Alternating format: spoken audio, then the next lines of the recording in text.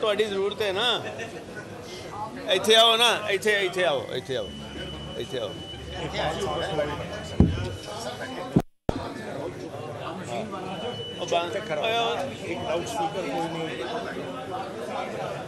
बिस्मिल्लाहिर्रहमानिर्रहीम। सबसे पहले तो आपको ये समझना पड़ेगा कि ये जो सारा एक क्राइसिस पैदा हुआ है, इस क्राइसिस का ज़िम्मेदार कौन है और ये कैसे हुआ है, क्यों हुआ है। और जब इलेक्शन शुरू हुआ तो पुलिस, सारा मसला ख़राब हुआ है पुलिस के अंदर आने से, और पुलिस ने आगे बाकायदा हमला किया और उस हमले की चेयरपर्सन है हायर एजुकेशन की, आज भी वो डेथ बेड पे है, वेंटिलेटर पे है। उसका कौन ज़िम्मेदार है? आईजी। उसका कौन ज़िम्मेदार है? डिप्टी स्पीकर है। उसका कौन ज़िम्मेदार है?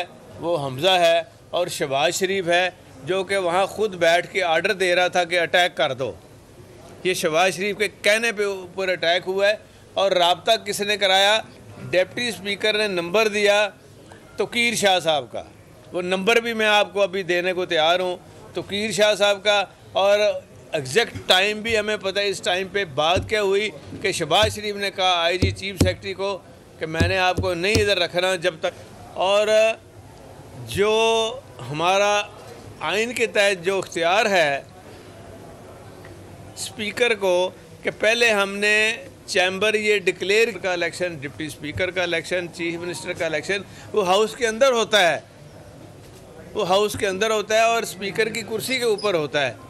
तो ये स्पीकर जो था, डिप्टी स्पीकर, ये भाग के तो चला गया विजिटर्स गैलरी जहाँ विजिटर बैठे होते हैं। अब विजिटर से माइक पकड़ के इसने ये सारा इलेक्शन करा के सैबोटाज किया और वो इलेक्शन हुआ ही नहीं है। इसके आगे पुलिस ये आईनी एक सबसे बड़ा फला रह गया है। और जो जहाँ हमारा और ऑडियो और बाकायदा प्रिंटेड फ़ोटो सारी हैं वो अदालत में भी पेश की गई, वो अभी केस चल रहा है, इंशाल्लाह चलेगा, अल्लाह कामयाबी देगा। तो ये इलेक्शन हुआ ही नहीं है। तो कौन कहता है जी कि वो आईनी बयान है, सूबे के बगैर चल रहा है? सूबे के बगैर नोटिफिकेशन देखे जो पहला नोटिफिकेशन है, पुराना जो चीफ मिनिस्टर है वो अभी भी आज भी चीफ मिनिस्टर है बुज़दार साहब, और आज भी उनके इख्तियारात बहाल हैं। तो उन्होंने जो बेहुरमती की है उनका हुक्म ना मानते हुए और फिर जो कमेटी और वो फंक्शन करते हैं, क्या अब ये देखना है कि क्या हम अपना डे टू डे बिज़नेस भी नहीं कर सकते? क्या हम डे टू डे अपना असम्बली की लेजिस्लेशन भी नहीं कर सकते? वो हमें पुलिस ने करानी है या किसने करानी है? अदालतों ने करानी है तो हमें बता दें, हम कुछ भी नहीं करते, वो इधर आ जाए। फिर हमें तो उनका काम नहीं आता, जिनको काम आता है पुलिस को शायद आता होगा, क्योंकि पुलिस तो हर फन मौला होती है ना, वो करे काम। अब हुआ क्या है? अब हुआ ये है कि सबसे पहले इन्होंने जो काम किया है कि आज मुझे बताएं, अब ये आपने मेहरबानी करनी है, मैंने तो बंदे अंदर बैठे हैं और स्पीकर की इजाज़त के बगैर, और किसी ने इजाज़त नहीं दी उनको। और वो आप मेहरबानी करके, मैं भी फ़ोटो बना रहा हूँ, हमने उनकी फ़ोटो इश्तिहारों में देनी है, ये प्रिंटेड मीडिया में आएगी, ये सारी जगह पे, ये सारी जगह पे, हाँ सारी जगह पे वो आएगी। और आप ख़ुद देखेंगे इनकी शक्लें कि ये किस किस थाने की पुलिस जाके देखें। हमारे दौर का ज़रा मुआवजा करें कि इस असम्बली को 3.5-4 साल हमने इन शरीफों को, जो पूछता नहीं था, न गलियों में पूछता था न कूचों में पूछता था, हमने इनको बिठाया जहाँ, इनको इज़्ज़त दी, इनके प्रोटेक्शन आर्डर करते रहे, इनको प्रोटेक्ट किया। उसी प्रिविलेज एक्ट जिसकी अब ये तौहीन कर रही है नून लीग, इसी के तहत सारी इंतज़ामिया इनके सामने ला खड़ी कर दी। एक दफ़ा मौका आया तो देखें, ये पहली दफ़ा तारीख में हुआ कि आईजी को मैंने इधर बुला लिया। वो आईजी जो इधर आके पेश हो गए, सारी असम्बली से माफ़ी मैंने मांगी, और आज क्या हुआ है? आज वो आईजी पूरी असम्बली की तौहीन कर रहा है तो हमारे लोगों को अंदर कर रहा है। ये फ़र्क है शरीफों का। मैं तो अल्लाह का शुक्र अदा करता हूँ कि शरीफों का चेहरा असल अल्लाह ताला ने आपको, मुझे, इस कौम को दिखाया है कि ये देखो 5 साल बाद इनको इक़्तिदार मिला है और 5 साल के बाद शरीफ, तो ना ये बदलेंगे। अब तो ये हकीकत हो गई है ना, सामने आ गई है। दूसरी बात ये है, लख साहब का क्या कसूर है जी? फिर जो 3 MPO के तहत उसको इन्होंने अरेस्ट किया है, जो हमारे सेक्रेटरी असम्बली मोहम्मद खान के जो इन्होंने आर्डर निकाले हैं 3 MPO के, ओ भाई ये नक्शे अमन कहाँ हुआ है असम्बली के अंदर? वो तो हमने करना है, मेरी सिक्योरिटी है, स्पीकर की कस्टडी है, ये कौन मामे बन गए हैं? तो या शहबाज शरीफ ने, वफाक ने चलाना है यहाँ। ये 18वीं तरमीम का बड़ा चर्चा करता है, ये पीपल्स पार्टी भी करती है, ये नवाज शरीफ भी करता है वहाँ लंदन बैठ के। तो कहाँ गया ये 18वीं तरमीम? आज क्या हुआ इस 18वीं तरमीम का, मुझे पता तो चले ना। आज इन्होंने खुद जो चीज़ें की हैं, ये धज्जियाँ उड़ा के रख दी हैं इन्होंने खुद ही, तो किया फिर क्या है इन्होंने? और ये कभी जो जिस मुकाम तक हम असम्बली और मेंबरों की इज़्ज़त और वक़ार में इजाफ़ा करके ले गए थे, 5 मिनट में इन शरीफों ने अपनी ज़ात की खातर और अपने अरूज की खातर सारा कुछ कुर्बान करके वो दोबारा ज़मीन बोझ कर दिया उन्होंने। इनको कोई पूछने वाला है? कोई कानून है यहाँ? अल्लाह की अदालत तो पूछेगी। यहाँ जो अदालत में बैठे हैं लोग, ये कौन, ये इनका फ़र्ज़ नहीं बनता कि ये पता करें कि ये हम कर क्या रहे हैं, ये इनके साथ क्या हो रहा है? बाकी राज साहब कुछ बात करेंगे, कुछ मुराद राज साहब आप एक बात करनी चाह रहे हैं, किसी राज साहब ये नहीं चाह रहा। देखिए, मैं गुजारिश करना चाहता हूं कि जैसे चौधरी साहब ने फरमाया, चौधरी साहब फरमा रहे थे कि जो प्रोडक्शन ऑर्डर के हवाले से हमने अमेंडमेंट की, और अगर उसको देखा जाए तो नून लीग का जो बयानिया एक चल रहा था कि वोट को इज्जत दो, वो उस बयानिए के मुताबिक हमने कहा कि वाक़तन अगर एक बंदा वोट लेकर आता है फिर उसको इज्जत मिलनी चाहिए, और हमने दी। लेकिन आज अभी इनको मुकम्मल इख्तियार नहीं मिला, तो आप देख लीजिए कि इस सूबे का इक़्तिदार उसको दे दिया जाए, मैं समझता हूँ वो किसी तौर पर भी मुमकिन नहीं है। आपने देखा कि जिन हालात में इलेक्शन हुआ, आइस लॉबी के बाहर तो सैकड़ों की तादाद में पुलिस वाले खड़े थे, हमारे जो कैंडिडेट थे उनको हाउस में से ज़ख्मी करके बाहर निकाल दिया गया। तो पीछे इलेक्शन कौन सा रह जाता है? कौन सा इलेक्शन हुआ है जिसकी बुनियाद पर ये कहते हैं? मैं आज भी कहता हूँ कि हमारे 26 लोग जो पार्टी से डिफेक्ट करके इनके साथ गए हैं, जो लौटे हुए हैं, आज अगर उनको माइनस कर दें तो इनके पास तो अक्सरियत नहीं है। और आज जंग सिर्फ इस बात की है कि वो चाहते हैं कि लोटों की मौजूदगी में वो ओथ ले लें, लोटों की मौजूदगी में वो वोट ऑफ कॉन्फिडेंस ले लें। ये नहीं हो सकेगा, ये नहीं हो सकेगा, इसलिए कि हमने कोर्ट में ऑलरेडी हम गए हुए हैं लोटों के खिलाफ। इलेक्शन कमीशन ने 6 तारीख के लिए नोटिस दिया हुआ है, लेकिन इसके अलावा हम हाई कोर्ट से भी हमने रुजू किया है, वहाँ से हम हाई कोर्ट से ये गाइडेंस ले रहे हैं, उनसे ये हम ऑर्डर्स ले रहे हैं कि वो इलेक्शन कमीशन ऑफ पाकिस्तान को पाबंद करें कि वो जल्द अज जल्द फैसला करें और इन लोटों को रिस्ट्रिक्ट करें, ताकि ये अब एक गुनाह तो उन्होंने कर लिया, एक दफ़ा उन्होंने मुंह काला कर लिया, तो फिर हम ये चाहते हैं कि दोबारा उनको वो फेल करने की इजाज़त ना दी जाए। इसलिए ये कोर्ट में हमारा केस चल रहा है। इंशाअल्लाह ताला कोर्ट से डायरेक्शंस हम लेंगे। अच्छा, बारी बारी बात सुने ना, एक सेकंड, एक मिनट। डॉक्टर साहब, आप मुराद साहब तुसी गल करनी नहीं होगी, ये गल अच्छा, एक मिनट, हाँ जी, हाँ। उस्मान बुज़दार आज भी सीएम पंजाब हैं, क्या उनकी जानिब से वफाक को खत लिखा जाएगा कि आईजी पंजाब पुलिस को फौरी तौर पर तब्दील किया जाए, उसके खिलाफ कार्रवाई की जाए, बेशक वफाक उस पर अमल करता है या नहीं? क्या सीएम अपने इख्तियार इस्तेमाल करते हुए नजर आ रहे हैं? जी, अभी हम इस प्रेस कॉन्फ्रेंस के बाद एक मीटिंग कर रहे हैं, अभी हमारे पास ऑप्शंस मौजूद हैं, इंशाअल्लाह ताला उनको इस्तेमाल किया जाए।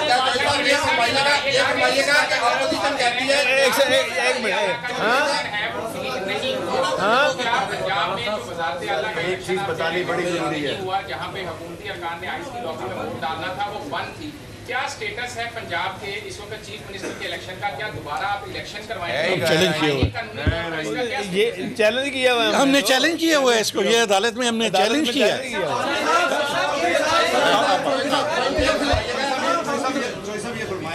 ये फरमाएं कि आपने 26 अरकान की को डीसीट करवाने के लिए भी रुजू किया। अगर वो डीसीट हो जाते हैं तो हाउस के अंदर ना तो आपकी अक्सरियत बरकरार रहती है, ना ही हमारी कैसे बरकरार रहती है? मेरी सुनने ना, आपके 26 अरकान जाएंगे तो आपकी मेजॉरिटी तो वैसे ही वहाँ पर खत्म हो जाएगी। तो क्या उसके बाद असेंबली की तहरीर का ऑप्शन भी मौजूद है? नहीं, कतई तौर पर नहीं है। लेकिन जब 26 लोग वो डीसीट होंगे, उनकी जगह नए मुंतखब होंगे, उसमें टाइम लगेगा। लेकिन 5 लोग जो 5 लोग तो फौरी वापस आ जाएंगे ना। 3 ख्वातीन है, 2 माइनॉरिटी के, वो तो हमारे लीडर ऑफ द हाउस के पास इख्तियार है, रिजर्व सीट पे वो आ जाएंगे और हम अक्सरियत में हो जाते हैं। और यही एक नुक्ता है जिस पर उनको ये आग लगी हुई है कि किसी तरह उनका फैसला होने से पहले वो अपना काम करते हैं। इसलिए आपने आज का इजलास ये कतई तौर पर अच्छा हाँ नहीं बात सुने, आप क्या कह रहे हैं? अपोजिशन कहती है कि आपके पास नंबर पूरे नहीं है, इसलिए इजलास आज का नहीं, मेरी बात सुने, आपने रूल्स पढ़े हैं असेंबली के? मैंने जब ये इजलास पोस्टपोन किया है ना तो रूल्स के तहत किया है, तो रूल्स पढ़ के आए।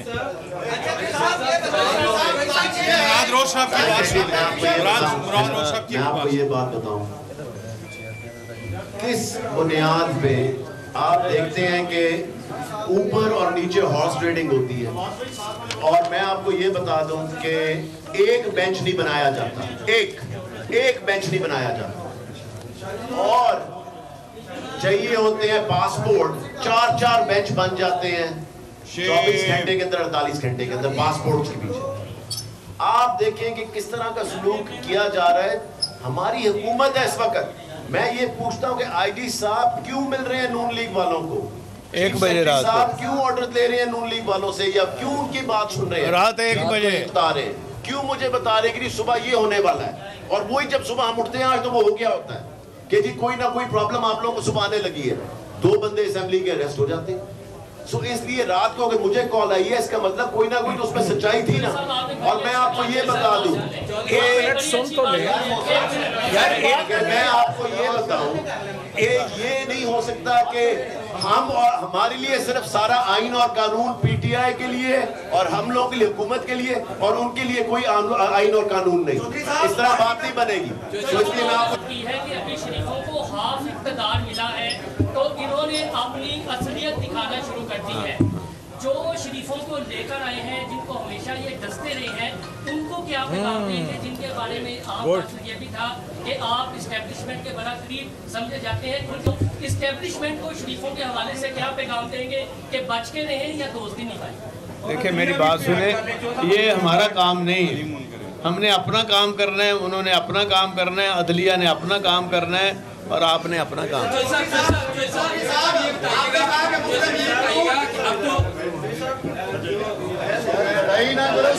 ये एक मिनट हाँ जी, वो 5000 मुलाजमीन है, उनको 5000 को मैंने कहा है कि आप रुक जाएं। उसके बाद 5000 जब जुलूस लेके जाएंगे ना, सारी जगह पे जाएंगे, 5000 ही जाएंगे, मैंने गिन लेने हैं।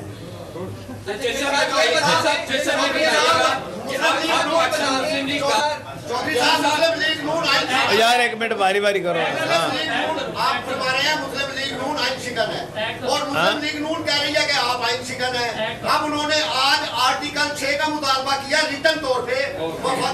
यार तो इससे क्या करने दें यार, मेरी बात सुनो, अगर वो आर्टिकल 6 आप पे लगाएं तो आप क्या कर सकते हैं? वो आर्टिकल 6 के नुकदी ले फिर रहे थे। हाँ जी, इनकी बात सुन लें जी यार, नाल तारफ तक करा देना। मैं इमरान भट्टी कैपिटल टीवी से। हाँ जी। अच्छा ये बताइएगा कि अब तो पाकिस्तान मुस्लिम लीग काफ भी मुस्लिम लीग नून का हिस्सा बन चुकी है वफाक में, कोई नहीं बनी, जो वो कोई नहीं बनी, छड़ दूँ एवं वो ARY मसा बोली है, उन्हें बोलन दे। हाँ जी दसो। अदालत का कोई इख्तियार नहीं है यार वो कहते हैं कि सुप्रीम कोर्ट का आर्डर एक in writing on the wall है, सुप्रीम कोर्ट का आर्डर, उसमें लिखा हुआ है कि कोई अदलिया वो दखल नहीं दे सकती असम्बली के डे टू डे बिजनेस में। असम्बली के जितना बिजनेस है ये बिजनेस का हिस्सा है। Election, vote of no confidence, vote of confidence, election speaker, deputy speaker, ये हिस्सा है प्रोसीडिंग का, इसमें दखल नहीं दे सकती। ये सुप्रीम कोर्ट ने भी कह दिया है। और ये फलांग के जो चीज़ें जा रही हैं ये हिसाब तो किसी को देना पड़ेगा ना वक्त पे। और आप ये याद रखना मेरी बात, ये लिख लें कहीं जेब में डाल लें कि इसका हिसाब होना है ज़रूर,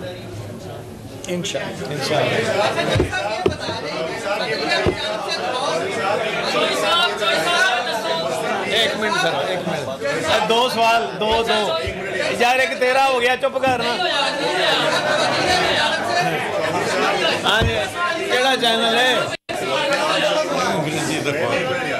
हाँ, मुस्लिम लीग काफ एक जमात है, समझ ये नहीं आ रही, रहनुमाई फरमा दें कि ये जमात इस वक्त हुकूमत में है या अपोजिशन में है। आपके अपने सेक्रेटरी जनरल, हम अपोजिशन में हैं। सेक्रेटरी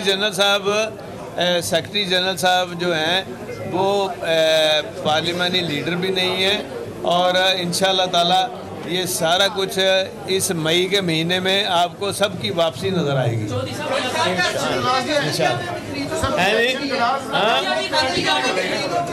मैं नहीं कहता, ये मैं नहीं कहता। ਤੁਹਾਡਾ प्रोग्राम अंदर होने ਦਾ ਕਹੋ। इस वक्त न्यूज़ कॉन्फ्रेंस कर रहे थे और बता रहे थे कि किस वजह से जो है इजलास वो मुलतवी किया गया और किस तरह से पाकिस्तान मुस्लिम नून के जो रहनुमा हैं वो सरकारी मशीनरी का इस्तेमाल कर रहे हैं। और ख़बर से आपको आगाह